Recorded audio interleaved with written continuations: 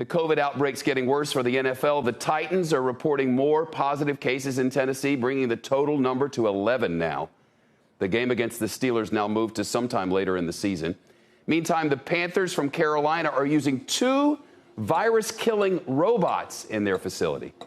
NBC's Mike Tirico here. There's a lot on the line. What robots? What are they doing?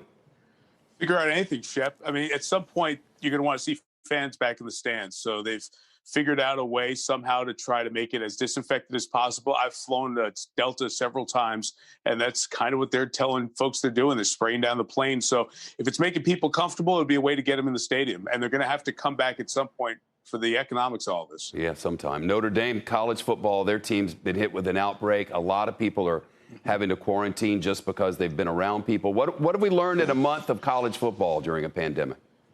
You know what, college and pro, Shep, what we learned is that this is not going to be a normal season, and it may not be a complete season. Just because your team has a schedule doesn't mean they're going to play every game. There's no guarantee every NFL team is going to play 16 games, or the colleges are going to play 11. There's going to be adjustments to the schedule. University of Houston has had 5 different opening games canceled already. Syracuse was in the tunnel before they were going to play Georgia Tech on Saturday, and there were 3 uncertainties with tests, so they had to rapidly retest the guys and delay the game a half hour. That's just the way it's going to be in sports. I'm amazed we've gotten this far and seen this many games, but there'll be these issues as we go along the next couple of months. You know, you wonder if the Big Ten will even ever get going.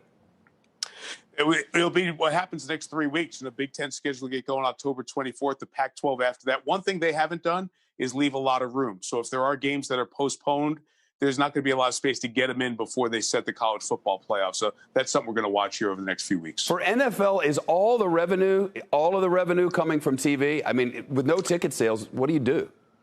Most all of it. I mean, I did a game on Sunday night on NBC with Chris Collinsworth in the Superdome. There were 750 people, family and friends, no concessions, no drinks sold at a game in New Orleans. Go figure, right?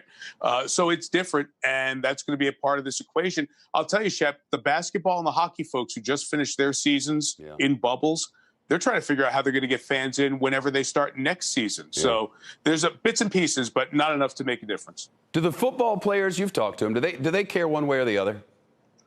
They do. I mean, they're serious about it, whether it's masks or the PPE. No, or I mean, do they care if nobody's in the stands? I mean, they just play. You know what they do? Every one of them said, we got to bring our own juice. We got to bring our own energy. It's easier to go on the road and play. Like Aaron Rodgers said, it was so much easier to go play in New Orleans. But they miss the fans being there. Yeah. They really do notice it when they get ready for the game. Yeah, LSU could have used some fans or something last weekend.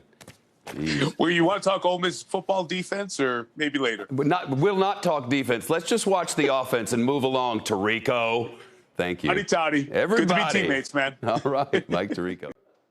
Shepard Smith here. Thanks for watching CNBC on YouTube.